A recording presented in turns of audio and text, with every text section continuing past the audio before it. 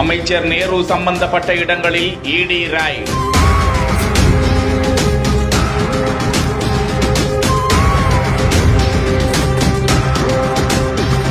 பல மணி நேரம் நடந்த விசாரணை, பல்வேறு ஆவணங்கள் பறிமுதல்.